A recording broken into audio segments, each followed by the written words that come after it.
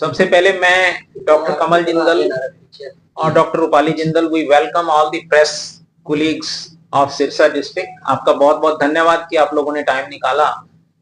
Subject ये रहेगा आज का, हमने एक दवाई जिसका नाम है लंपी स्किन डिजीज, इसके बारे में एक research paper international conference at Spain जो कि 4 अक्टूबर को हुई, उसमें एक पेपर पढ़ा, रिसर्च पेपर, जिसमें ये निकल के आया कि जो पिछले 2 सालों में एपिडेमिक डिजीज हुई थी गाय को, पशुओं को, जिसमें बहुत सारे एनिमल्स, करोड़ों में गाय पशु मरे, उसके बारे में एक दवाई की खोज की। उसका रिसर्च पेपर हमने इंटरनेशनल कांग्रेस में भेजा और वो पेपर एक्सेप्ट हुआ। उस पेपर को पढ़ने के लिए मैं, डॉक्टर कमल जिंदल और डॉक्टर रूपाली जिंदल स्पेन गए। 4 अक्टूबर को हमने स्पेन में ये पेपर पढ़ा। उसमें निचोड़ ये निकला कि होम्योपैथिक दवाई एक ऐसा ट्रीटमेंट है जो कि पेनलेस ट्रीटमेंट है और स्पीचलेस पर्संस के लिए है। Speechless persons I mean animals which cannot tell their miseries to the owner. वो बता नहीं सकते कि हमें कितना दर्द हो रहा है। उसका treatment, painless treatment, homeopathic treatment bye lumpy skin disease से किया गया और उसका पेपर हमारा वहां पर एक्सेप्ट भी हुआ, जिसका ये सर्टिफिकेट आपके सामने है। That certificate has been granted by Spain. This is the 77th congress held international platform in which 36 countries participated and 600 doctors were there, because you can see the audience as well as behind these are the 2 speakers we have presented the paper. And one more thing, this treatment homeopathy is invented by Dr. Samuel Christian Frederick Hahnemann. ये father of homeopathy हैं। ये इकलौते ऐसे doctor हैं जिनके statues हैं पूरे world में। ये जर्मनी के डॉक्टर हैं। इन्होंने होम्योपैथी की खोज की। ये एक पेनलेस ट्रीटमेंट है। होम्योपैथी का जो बेसिक कॉन्सेप्ट है वो ये है कि होम्योपैथी इम्यूनिटी बढ़ाकर ठीक करती है। मतलब हम एंटीबायोटिक नहीं देते, ये रोग प्रतिरोधक क्षमता इंसान की या पशु की या किसी भी तरह किसी को भी दी जाती है, उसकी रोग प्रतिरोधक क्षमता बढ़ती है, उससे इन्फेक्शन ठीक होता है। ऐसे प्रमाण हमारे पास हैं कि इम्यूनिटी बढ़ती है। This is a organic treatment, this does not leave any side effect over the liver और ओवर एनीथिंग। इसमें इंसानों का इलाज होता है तो कोई भूख नहीं मरती, पशुओं का इलाज होता है तो उस दूध में जो हम सब लोग पीते हैं उसमें कोई मेडिसिन नहीं निकलती। मतलब ट्रीटमेंट भी होता है, पशु को कोई साइड इफेक्ट नहीं होती, इंसान को कोई साइड इफेक्ट नहीं होता, हमारी एफिशिएंसी कम नहीं होती। तो ये इसका निचोड़ है। इसी सिलसिले में हमने आज ये थोड़ा सा इसमें मैं ऐड ऑन करूंगी कि 2022 में और 23 में बहुत ही भयानक तौर पे कैटल में, जो गाय भैंस है, उनमें एक बीमारी आई। जैसे इंसानों में कोविड-19 आया था, तो ऐसे ही ये बड़ी इंफेक्शियस डिजीज थी जो एक पशु से दूसरे पशु तक गई। और उसमें क्या था, पशु के शरीर में मोटी मोटी गांठें होने लगी और उसके अंदर की जितनी झिल्लियां हैं वो सारी, उनमें सूजन आ गई। और उसकी वजह से पशु का, जैसे इंसानों में जुकाम लगता है, आंख से पानी, नाक से पानी, खाना ना खा पाना, भूख मर जाना, बुखार होना, ये सब कुछ आने लग गया। और पशु इतना हैंडीकैप हो गया, उसकी स्किन और उसका सारा शरीर इतना ओवर सेंसिटिव था कि वो ना बैठ पाए ना खड़ा हो पाए। मतलब वो उससे इतना ज्यादा फैल गया वो कि हर पशु जो है ना, वो 10-15 दिन के बीच बीच में ठीक होने की बजाय उसकी डेथ हो जाती थी। तब हमने ये होम्योपैथिक ट्रीटमेंट इसको पशुओं को देना शुरू किया। जैसे हमें पता लगा कि ये सोसाइटी में ये प्रॉब्लम चल रही है और किसानों ने अप्रोच किया, तो हमने ये दवाइयां देनी शुरू हुई और पशुओं को ये होम्योपैथिक दवाई लेके काफी आराम रहा। तो ये हमारी अपनी खोज थी कि उस वक्त, जैसे 2022 में जुलाई में ये स्टार्ट हुआ था, तो हमें ये लगा कि चलो एक बार स्टार्ट करते हैं, पर हमें रिस्पांस बहुत अच्छा मिला। वो रिस्पांस मिलते ही हमने ये दवाई का एक परमानेंट, हमने इसका सेटअप किया कि हमने ये बनानी है और हम अपने यूनिट में इसको बनाने लग गए। उसके बाद वो रिसर्च, ये बाय चांस ही था कि हम हर बार दवाई दे रहे हैं, पशु ठीक हो रहे हैं। तो करते करते साल भर में ये तय हो गया कि जब ये दवाई देते हैं पशु जल्दी ठीक होता है, बेटर होता है विद इन 1 मंथ और विदाउट एनी एलोपैथिक मेडिसिन। उसके बाद ये हमारी रिसर्च प्रूव होगी, एक साल 2 महीने की स्टडी थी हमारी, ये रिसर्च हमारी प्रूव होगी। उसके बाद हमने इसके ऊपर पेपर लिख के तो हमने स्पेन में ये दिया, जो कि बहुत ही अच्छे ढंग से उन्होंने इसका ऑनर किया और एक्सेप्ट हुआ। Thank you. डॉक्टर साहब, स्पेन में जब आपने रिसर्च का ये पेपर पढ़ा तो किस तरह का एक्सपीरियंस रहा और कहाँ से डॉक्टर्स इसको होंगे? वहां पर जर्मनी से डॉक्टर्स थे, अमेरिकन डॉक्टर्स थे, इंग्लैंड से थे, डिफरेंट कंट्रीज से थे, ऑलमेटी कजाकिस्तान से थे। 36 कंट्रीज हैं जो कि उसमें पार्टिसिपेट हर साल करते हैं। वहां के जो रिसर्च प्रोडक्ट्स होते हैं, रिसर्च आर्टिकल्स होते हैं, वो भी वहां डिफरेंट डॉक्टर्स ने पब्लिश किए, क्योंकि वो 3 दिन का कॉन्फ्रेंस होता है, 2 अक्टूबर से लेके 5 अक्टूबर तक का। हमारी टर्न 4 अक्टूबर को दोपहर को 1:30 बजे आई। एक्सपीरियंस हमारा बहुत बढ़िया रहा। We had enough of the discussions, rather we have gained many things from other country doctors as well, because we were the audience on the other days, we were the speakers on the 4th. और ये आपको जानकर खुशी होगी कि all over world homeopathy इतनी vast हो गई है, इतना ज्यादा इसका स्कोप बढ़ गया है, स्पेशली वेटनरी फील्ड में तो बहुत ज्यादा है। वहां पे एनिमल्स के ऊपर वो लोग डॉग्स और कैट्स को पालते हैं, घरों में पालते हैं, उनको एलोपैथी नहीं देते, वो होम्योपैथी में जाते हैं। और उनका भी एक्सपीरियंस है कि होम्योपैथी वंडरफुली एक्ट करती है एनिमल्स पे। तो ह्यूमन बीइंग का तो देखो ऑल ओवर वर्ल्ड है, पर वेटनरी का ज्यादा एक्सपेंड हो रहा है। तो आई थिंक हमें ये एक बहुत अच्छा एक प्लेटफॉर्म है जिसमें हम होम्योपैथी को ह्यूमन और फार्मा में और वेटनरी में बहुत बढ़ा सकते हैं।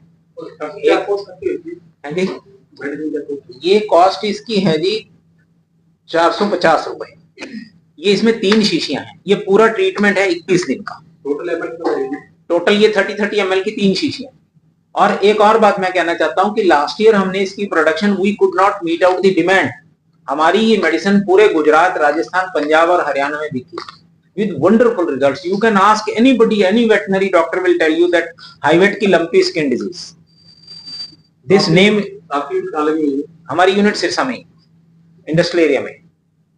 इसका रिसर्च पेपर हमने वहां पब्लिश किया। एक डॉक्टर साहब, जैसे भारत में देखिए सारा पशु जैसे बोलते हैं, तो गाय भी हैं, नंदी भी हैं, ये जैसे सड़क के ऊपर कई दफा खाने के चक्कर के अंदर पॉलीथीन, मोमजामे ये चीजें खा जाते हैं, तो आपकी दवाई जो है हमारी दवाई उनमें कारगर है। बहुत सारी सिरसा की गौशाला हैं जहां पर हमारी दवाई फ्री ऑफ कॉस्ट हम प्रोवाइड करते हैं। वो जो जैसे इधर इंजर्ड पशुओं की गौशाला है, इधर बाईपास की तरफ, तो वहां पर कोई भी डिमांड और लंपी स्किन डिजीज के टाइम में अप टू करनाल किसी भी गौशाला से हमारे पास डिमांड आई तो हमने फ्री ऑफ कॉस्ट उनको सप्लाई की।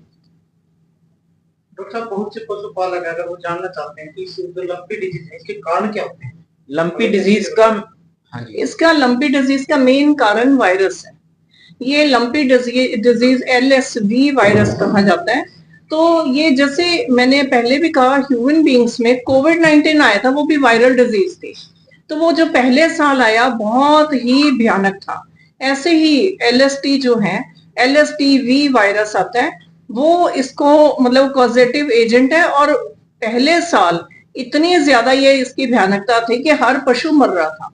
जो दूसरे साल आई वो कम थी, क्योंकि वायरल है तो वो रिपीट होता है 2-3 साल, क्योंकि इन्फेक्शन कहीं ना कहीं सीट ऑफ डिजीज रह जाती है। तो वो 2-3 साल जैसे रिपीट होता है, तो नेक्स्ट ईयर वो कम आया, कम पशु उससे इंजर हुए या आहत हुए। तो वायरल डिजीज का जो है वो स्पैन एक बार जब आता है तो वो बहुत ज्यादा इन्फेक्शियस और बहुत मतलब एक घेराव करके आता है। तो इसमें तो पशु के साथ ये होता है कि एक बार वायरल डिजीज होगी, उसकी इम्यूनिटी फॉल कर गई, फिर चाहे कोई बैक्टीरिया आ जाए, जिसमें ये होता है कि कोई मतलब के बैक्टीरिया को मारने की दवाई देनी पड़े। वरना वायरस ही इतना ग्रेव था कि उसने वो कोर्स पूरा किया 20-21 दिन में। पशु या तो ठीक हो रहा है या मर रहा है। जिसको दवाई मिल गई वो ठीक हो रहा है, जो नहीं दवाई ले पाया वो मर रहा है। बेसिकली जो ये इंसिडेंस ऑफ वायरल डिजीज है वो डैम्प हॉट वेदर में होता है। अगस्त का महीना, जैसे इस साल अगस्त में बंगाल में ये प्रॉब्लम आई, और किशनगंज बिहार का जो बंगाल के पास लगता है, इस बार भी वहां ये बीमारी आई है। उस समय भी we were able to help people, उस समय भी हमारी मेडिसिन वहां गई। 2023 में बिहार में आई सिर्फ, इस बार 2 जगह आई है और अपना पंजाब हरियाणा पंजाब अच्छा वंस दिस कम्स पशु इम्यूनाइज हो गए उसके बाद इस इधर इंसिडेंट्स नहीं है, आपने कोई न्यूज नहीं देखी होगी इस साल, लास्ट टू लास्ट ईयर देखी। डॉक्टर साहब होम्योपैथी को पूरे वर्ल्ड में अपनाया जाता है, जैसे कि आपने कहा विदेशों के अलग अलग हिस्से में होम्योपैथी का यूज किया जाता है। अगर हम भारत देश की बात करें तो कहीं ना कहीं इसका प्रभाव यहाँ पर दिखता है, होम्योपैथी को इतना वैल्यू नहीं दी जाती जितनी होनी चाहिए। क्या कहना चाहेंगे? मैं एक बात कहना चाहूंगा कि इस बार स्पेन में भारत सरकार की तरफ से आयुष डिपार्टमेंट है एक पूरा, आप सब लोगों को पता है, वहां से director Ayush attended that seminar. Bharat सरकार ने इसको लीगल पूरा अमली जामा पहनाया हुआ है। आपको एक और बात क्लियर कर दूं कि अब सभी सिविल हॉस्पिटल में एक एक होम्योपैथिक डॉक्टर की पोस्ट है, आपको पता है। और होम्योपैथी के इस समय 4,60,000 डॉक्टर रजिस्टर्ड डॉक्टर हैं इंडिया में। वो ठीक है कि रेशो वाइज एलोपैथिक का इंसिडेंस ज्यादा है, एलोपैथिक को लोग ज्यादा पसंद करते हैं। मैं आपके माध्यम से पब्लिक को ये अपील करता हूं कि in acute conditions unless this is a surgical case one should adopt homeopathic medicine. Homeopathy दवाई का कोई साइड इफेक्ट नहीं होता। 99% एलोपैथिक मेडिसिन के साइड इफेक्ट्स जो कि लिवर पर होते हैं, हम बीमारी को ठीक कर लेते हैं लेकिन उसके जो साइड इफेक्ट्स हैं उसके लिए हम महीनों सफर करते हैं। इतना टाइम किसी के पास नहीं है कि वो ये सोचे कि तेरे को जुकाम लगा था और उसके बाद उसको कब्ज रहती है, सारी उम्र कब्ज नहीं हटती और एसिडिटी नहीं हटती। That is the side effect of medicine over the liver. उससे एसजीओटी एसजीपीटी बढ़ता है। आप कभी भी एसजीओटी अपना पीटी करा लेना, आफ्टर मेडिसिन आपका पीटी बढ़ा हुआ मिलेगा। होम्योपैथी दवाई के बाद करा लेना, कुछ नहीं मिलेगा। सर एक तरफ सवाल है कि एलोपैथिक दवाई में मरीज काफी लंबे समय से चल रहा है, अगर होम्योपैथी भी आना चाहिए आ सकता है depending on the management of the case. We will अच्छा जो इनका सवाल है बड़ा अप्लाइड और प्रैक्टिकल सवाल है, आई अप्रिशिएट हिज। इन्होंने ये कहा है कि कोई रेगुलर होम्योपैथी एलोपैथिक मेडिसिन ले रहा है वो उसको छोड़ नहीं सकता। उसमें क्या किया, होम्योपैथी साथ में शुरू कर लें, धीरे धीरे एलोपैथी को टेपर ऑफ करेंगे और उसके बाद सपोज करो किसी को डायबिटीज है और उसका ब्लड शुगर लेवल 400 रहता है तो उसमें होम्योपैथी एकदम उसको नहीं पकड़ेगी, उसको धीरे धीरे हम टेपर ऑफ करेंगे। हर इलाज में संभव है, हर इलाज में संभव है। जो इलाज इरिवर्सिबल चेंजेस है, देखो आम लोगों को इलाज का मीनिंग नहीं पता। आपको शुगर है, आप कहते हो मैंने फलां डॉक्टर से दवाई ले ली मैं ठीक हूं, आप ठीक नहीं हो। You are taking a tablet every 24 hours, आपको छींकें आ रही हैं, आप क्या कर रहे हो, एक सिट्रिजिन रोज खा रहे हो, आप सोचो मैं ठीक हूं, फलाना ईएनटी वाला बहुत बढ़िया, आप ठीक नहीं हो। The whole of the life you are taking one tablet a day every 24 hours. Homeopathy ऐसे नहीं है। होम्योपैथी अगर आपने साल कर ली, 6 महीने कर ली, उसके बाद आपकी बीमारी कटती है। To manage the case and to eradicate the case, these are two separate things. Try to understand. आप लोगों के माध्यम से मैं एक पब्लिक को एक अपील करता हूं कि आप ये जरूर सोचो कि मैं पहले कहां था ऐसे 3 साल पहले, आज मेरी सेहत 3 साल के बाद कहां है। हर आदमी कोई ना कोई टैबलेट खा रहा है। ये इसमें ज्यादातर हमारी जीवन शैली का दोष है और हमारी जो एलोपैथिक मेडिसिन है उनका दोष। Thank you. Any other questions? I would welcome to भी, मैं आपके माध्यम से पब्लिक को और भी अवे फ्रॉम दिस टॉपिक। कोई और क्वेश्चन? होम्योपैथी में जो ट्रीटमेंट का जो पीरियड है वो लंबा हो जाता है, इसीलिए लोग एलोपैथी की तरफ चलते हैं। तो होम्योपैथी में कुछ ऐसा हो सकता है कि वो टाइम कम हो जाए? सुनिए सर, मैंने अभी कहा कि जैसे किसी को छींकें आ रही हैं 10 साल से और उसको ब्रोंकाइटिस है, वो सिट्रिजिन ले रहा है, उसको छींकें बंद हो गई। अगर हमारे पास उसको वो 30 साल सिट्रिजिन खा रहा है, वो भी लंबा है, वो वहां पर कोई अंत नहीं है। यहां पर अगर साल भर उसको लगेगा या 6 महीने लगेंगे तो ये लंबा नहीं है। हमारी सोचने की जो प्रवृत्ति है वो चेंज हो चुकी है। हम रोज टैबलेट को खाना लंबा ट्रीटमेंट नहीं समझते। We are taking daily tablet but we are never okay. अब एक सवाल मैं आपके माध्यम से एक जनरल बात आप सबके साथ करना चाहता हूं।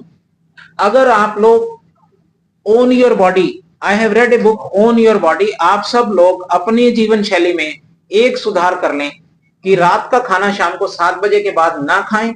This is away from my topic. 7 बजे से पहले खाना खा लें या सोने से 3 घंटे पहले खाना खा लें और सुबह 7 बजे तक कुछ ना खाएं। और आप लोग जो भी आटा खा रहे हैं घर में, कनक उसमें 25% कर दो, 75% उसमें मिलेट्स, ज्वार बाजरा, लो ग्लाइसेमिक फूड ऐड कर लो। ये 2 चेंजेस कर लो। आप लोग किसी को कुछ भी है वो सब लोग ये महसूस करेंगे that I am fine and आप अपने ग्रुपों पे ये चीज डालो कि 2 चेंजेस लाइफस्टाइल के लिए कर लो, और उसका टाइटल है ओन योर बॉडी। आप अपने शरीर के खुद जिम्मेवार हो। किसी को कब्ज है, किसी को एसिडिटी है, किसी को कुछ भी है। मेरी तरफ से आपके थ्रू मैं 2 अपील पब्लिक को करना चाहता हूं। फर्स्ट, रात का खाना 7 बजे तक खा लो। 3 घंटे तक सोने से 3 घंटे पहले जरूर खा लो। बेटर इट इज कि आप 7 बजे तक खा लो। उसके बाद कोई रात का दूध नहीं, कुछ नहीं, पानी पी सकते हो। अगले दिन सुबह 7 बजे तक आपने कुछ नहीं खाना। 12 घंटे की जो फास्टिंग है उसमें आपकी बॉडी रिपेयर हो जाएगी। और जो कनक आप खाते हो उसका 25% कर दो, 75% आटा उसमें डिफरेंट मिलेट्स मिला लो। उसमें आपका बाजरा है, उसमें मक्की है, उसमें ज्वार है, ऐसी चीजें मिला लो। आप सब लोग तंदुरुस्त हो जाओगे, किसी को कोई डेफिशिएंसी नहीं होगी। This is away from my topic. बहुत शुक्रिया सर, थैंक यू।